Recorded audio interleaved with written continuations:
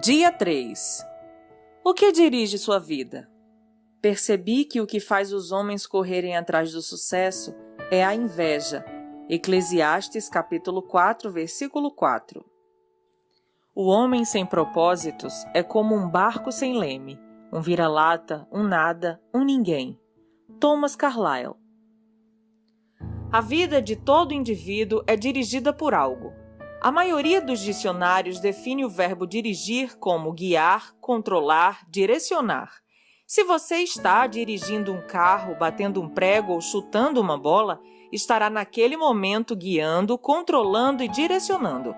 Que força motriz dirige sua vida? Neste exato momento, é possível que um problema, uma urgência ou o fim de um prazo determinado estejam dirigindo você. É possível que uma lembrança dolorosa, um temor ou uma crença inconsciente também o estejam dirigindo. Centenas de circunstâncias, valores e emoções podem dirigir sua vida. Eis aqui 5 dos mais comuns. Primeiro, muitos são dirigidos pela culpa. Algumas pessoas passam a vida inteira fugindo do remorso e ocultando a vergonha. Dirigidas pela culpa, são manipuladas pelas lembranças, permitem que o passado controle o futuro e frequentemente punem a si mesmas, sabotando o próprio sucesso. Quando Caim pecou, sua culpa afastou-o da presença de Deus, que disse: "Você será um fugitivo errante pelo mundo." Gênesis capítulo 4, versículo 12b. Esse quadro descreve a maioria das pessoas hoje em dia: andar pela vida sem propósito. Somos produto de nosso passado, mas não precisamos ser prisioneiros dele. O propósito de Deus não é restringido por nosso passado. Ele tornou um assassino chamado Moisés num líder e um covarde chamado Gideão num corajoso herói. E também pode fazer coisas maravilhosas com o restante de sua vida. Deus é especialista em dar às pessoas um novo começo. A Bíblia diz: "Como é feliz o homem que tem suas desobediências perdoadas e seus pecados cobertos." Salmos capítulo 32, versículo 1. Segundo, muitos são dirigidos pelo ressentimento e pela raiva. Algumas pessoas apegam-se a mágoas sem jamais superá-las. Em vez de aliviar a dor por meio do perdão, revivem-na continuamente em pensamento. Quando dirigidas pelo ressentimento, calam-se e interiorizam a raiva, enquanto outras se irritam e agridem outros. Ambas as reações são nocivas e inúteis. O ressentimento sempre machuca mais o ofendido que a pessoa que o ofendeu. Enquanto o ofensor provavelmente já esqueceu o insulto e seguiu em frente, você continua angustiado em sua dor, perpetuando o que aconteceu. Ouça: aqueles que o magoaram no passado não poderão continuar a feri-lo, a menos que você se agarre à dor por meio do ressentimento. O que passou, passou. Nada pode mudar o passado. Você apenas se machuca com a amargura. Para o seu próprio bem, aprenda com o passado e o mande para bem longe. A Bíblia diz: ficar desgostoso e amargurado é loucura, é falta de juízo que leva à morte. Jó capítulo 5, versículo 2. Terceiro, muitos são dirigidos pelo medo. Seus temores provavelmente resultam de experiências traumáticas e de expectativas fantasiosas, do crescimento num lar extremamente severo ou mesmo de predisposição genética. Independentemente do que tenha causado tal situação, pessoas dirigidas pelo medo com frequência perdem grandes oportunidades por terem medo de correr riscos. Em vez disso, comportam-se de maneira cautelosa, evitando arriscar-se. O medo é o encarceramento voluntário, que o impedirá de se tornar no que Deus pretende que você seja. Você deve agir contra isso, com as armas da fé e do amor. A Bíblia diz: no amor não há espaço para o medo. O amor amadurecido expulsa o medo. Considerando que o medo causa uma vida vacilante e cheia de temores, medo da morte, medo do julgamento, podemos dizer que quem tem medo não está completamente aperfeiçoado no amor. 1 João, capítulo 4, versículo 18. Quarto, muitos são dirigidos pelo materialismo. O desejo de adquirir é o único objetivo na vida de algumas pessoas. O impulso de sempre querer mais se baseia na concepção equivocada de que possuir mais me tornará mais feliz, mais importante e mais protegido. Contudo, são 3 expectativas falsas. Os bens materiais trazem felicidade apenas temporária. A situação de constante tranquilidade acaba gerando tédio e então passamos a desejar novidades, coisas maiores e melhores. Também é um mito a concepção de que quanto mais bens adquirir, mais importante serei. Autoestima e riquezas materiais não são sinônimos. Nosso valor não é determinado por nossas posses e Deus deixa claro que as coisas mais valiosas da vida não são os bens materiais. O mito mais comum a respeito do dinheiro é o de que quanto mais dinheiro se tem, mais protegido se está. Isso não é verdade. Riquezas podem ser perdidas num piscar de olhos por uma quantidade considerável de fatores que fogem do nosso controle. A verdadeira segurança só pode ser encontrada naquilo que jamais poderá ser tomado de você, seu relacionamento com Deus. Quinto, muitos são dirigidos pela necessidade de aprovação. Algumas pessoas permitem que expectativas alheias de pais, cônjuge, filhos, professores ou amigos controlem sua vida. Muitos adultos ainda tentam ganhar a aprovação de pais que nunca estão satisfeitos. Outros são dirigidos pela pressão social do grupo a que pertencem, sempre preocupados com o que os outros podem pensar. Infelizmente, os que seguem a multidão quase sempre acabam perdidos nela. Não conheço todas as chaves do sucesso, mas uma chave para o fracasso é tentar satisfazer a todos. Ser controlado pela opinião dos outros é uma forma segura de jamais atingir os propósitos de Deus para a sua vida. Jesus disse: "Ninguém pode servir a 2 senhores." Mateus capítulo 6, versículo 24. Outras influências ainda podem dirigir sua vida, mas todas levam ao mesmo impasse: potencial não aproveitado, estresse desnecessário e uma vida não realizada. Esta jornada de 40 dias mostrará como ter uma vida dirigida por propósitos, uma vida guiada, controlada e direcionada pelos propósitos de Deus. Nada é mais importante que conhecer os propósitos de Deus para a sua vida, e nada pode compensar o prejuízo de não os conhecer, nem o sucesso, nem as riquezas, nem a fama, nem os prazeres. Sem um propósito, a vida não passa de movimento sem sentido, uma atividade sem direção ou uma série de acontecimentos sem motivo. Sem um propósito, a vida é banal, mesquinha e inútil. As vantagens de uma vida dirigida por propósitos. Há 5 grandes vantagens em se viver uma vida com propósitos. Primeira, conhecer o propósito de sua vida faz com que ela tenha sentido. Fomos feitos para alcançar algum significado na vida. Por isso, tantas pessoas recorrem a métodos questionáveis, como a astrologia e a psicologia, para descobri-lo. Quando a vida faz sentido, você pode suportar quase tudo. Do contrário, ela se tornará insuportável. Um jovem na casa dos 20 anos escreveu: "Sinto-me um fracassado, pois luto para me tornar algo que nem ao menos sei o que. Tudo o que sei fazer é sobreviver. Se um dia eu descobrir meu propósito, aí sim começarei a viver." Sem Deus, a vida não tem propósito. Sem um propósito, a vida não faz sentido. Sem um sentido, a vida não tem relevância nem esperança. Na Bíblia, diversas pessoas expressaram sua falta de esperança.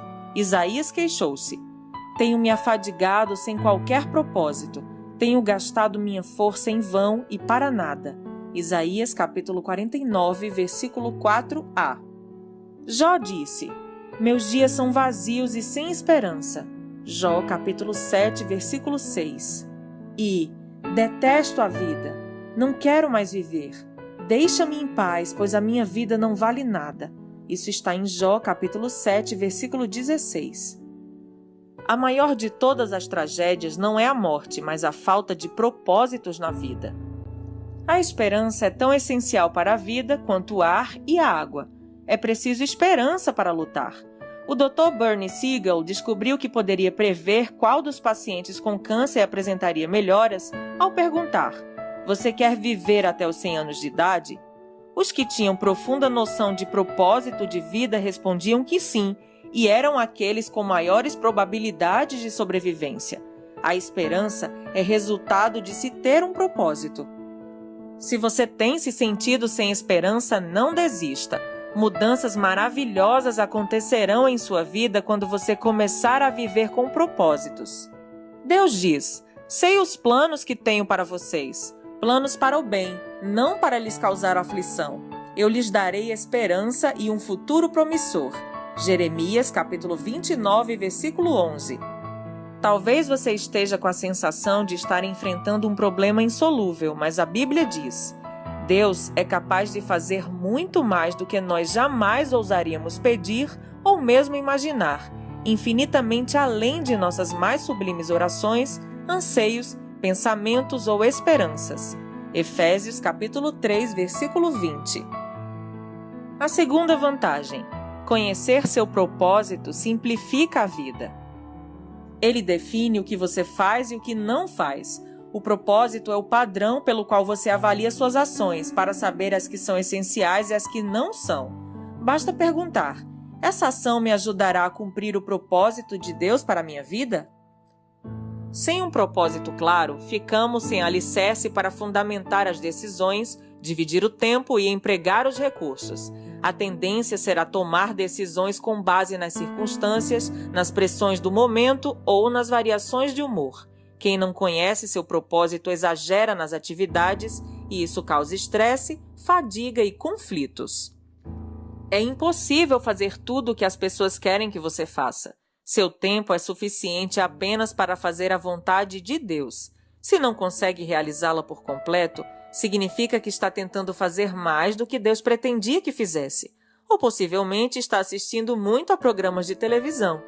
Uma vida dirigida por propósito conduz-no a um estilo de vida mais simples e uma agenda mais saudável. A Bíblia diz: a vida presunçosa e cheia de pompa é uma vida vazia, mas a vida simples e sincera é uma vida plena. Provérbios 13, 7. Isso também leva à paz de espírito. Tu, ó Senhor, dás paz e prosperidade às pessoas que têm uma fé firme, às pessoas que confiam em Ti. Isaías, capítulo 26, versículo 3. Terceira vantagem: conhecer seu propósito ajuda a estabelecer prioridades. Isso faz com que esforços e energia se concentrem no que é importante. Você se torna eficiente ao ser seletivo. Faz parte da natureza humana distrair-se com assuntos de menor importância. Fazemos de nossa vida um jogo. Henry David Thoreau observou que as pessoas vivem num desespero silencioso. Mas hoje, uma melhor descrição seria distração sem objetivos. Muitas pessoas são como giroscópios, rodopiando num ritmo frenético sem jamais chegar a lugar algum. Sem um propósito definido, você ficará mudando de rumo, de emprego, de relacionamentos e de igreja, na esperança de que cada mudança seja definitiva ou preencha o vazio em seu coração. Você pensa: talvez seja diferente dessa vez. Mas isso não resolve o verdadeiro problema, que é a falta de foco e de propósito. A Bíblia diz: não se descuidem, tentem entender o que o Senhor quer de vocês. Efésios capítulo 5, versículo 17. A capacidade de concentração pode ser verificada na luz. A luz difusa tem um impacto e energia reduzidos, mas você pode concentrar o foco. Com uma lente de aumento, os raios do sol podem ser concentrados a ponto de atear fogo à grama ou a um pedaço de papel. Quando a convergência da luz é maior, como o raio laser, ela pode até cortar o aço. Não há nada tão poderoso quanto uma vida direcionada, isso é, vivida com um propósito. Os homens e as mulheres que mais influenciaram a história estavam concentrados numa direção. O apóstolo Paulo, por exemplo, difundiu o cristianismo no Império Romano praticamente sozinho. Seu segredo era uma vida direcionada. Ele disse: estou concentrando minhas energias unicamente nisto, esquecer o que já passou e avançar para o que está à minha frente. Filipenses capítulo 3, versículo 13. Se você quer que sua vida cause impacto, dê-lhe uma direção. Pare de andar em círculos. Pare de tentar fazer de tudo. Faça menos. Elimine até mesmo as boas atividades, concentrando-se apenas no que for mais importante. Jamais confunda atividade com produtividade. Você pode estar ocupado sem ter um propósito, mas para quê? Paulo disse: assim, os interessados em tudo que Deus tem para nós devem se manter focados no alvo. Filipenses capítulo 3, versículo 15. Quinta vantagem: conhecer seu propósito traz motivação. O propósito sempre produz entusiasmo. Nada mais estimulante que um propósito claro. No entanto, a paixão se esvai quando falta propósito. Até mesmo levantar-se da cama se torna um fardo. Normalmente é o trabalho sem sentido que nos esgota, consome nossa força e nos rouba o prazer, não o excesso de trabalho.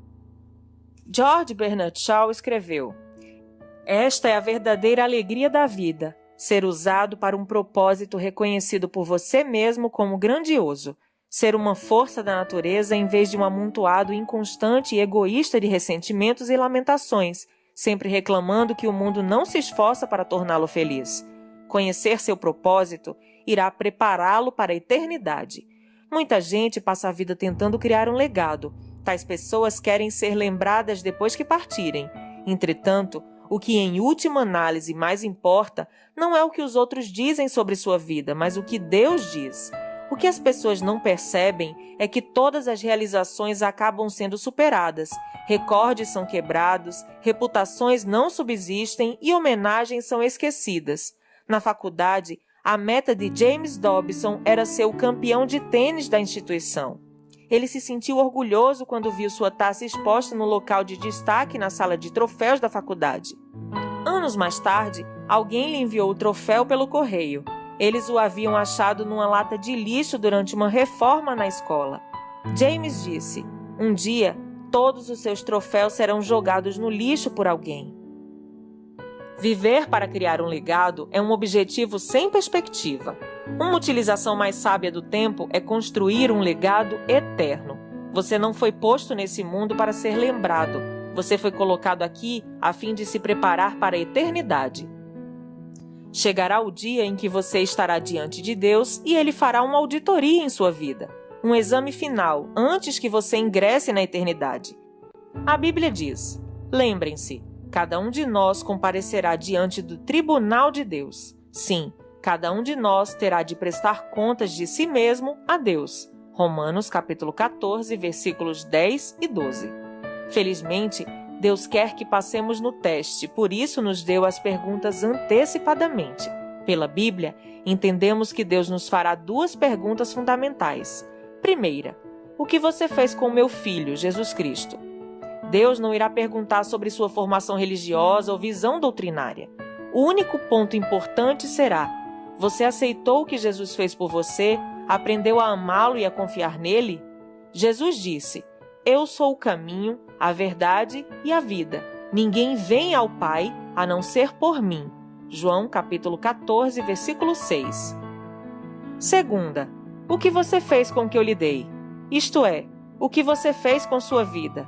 Dádivas, talentos, oportunidades, energia, relacionamentos e recursos. Enfim, tudo que Deus deu a você. Gastou-os com você mesmo ou fez uso deles para os propósitos que Deus tinha para você? Prepará-lo para essas duas perguntas é o objetivo deste livro. A primeira irá determinar onde você passará a eternidade. A segunda determinará o que você fará na eternidade. Ao terminar esse livro, você estará pronto para responder a essas duas perguntas. Dia 3. Pensando sobre o meu propósito de vida. Tema para reflexão: viver com um propósito é o caminho para a paz. Versículo para memorizar: Tu, ó Senhor, dás paz e prosperidade às pessoas que têm uma fé firme, às pessoas que confiam em Ti. Isaías, capítulo 26, versículo 3. Pergunta para meditar: na opinião de minha família e de meus amigos, o que dirige a minha vida? E qual eu desejo que seja? Até o próximo áudio.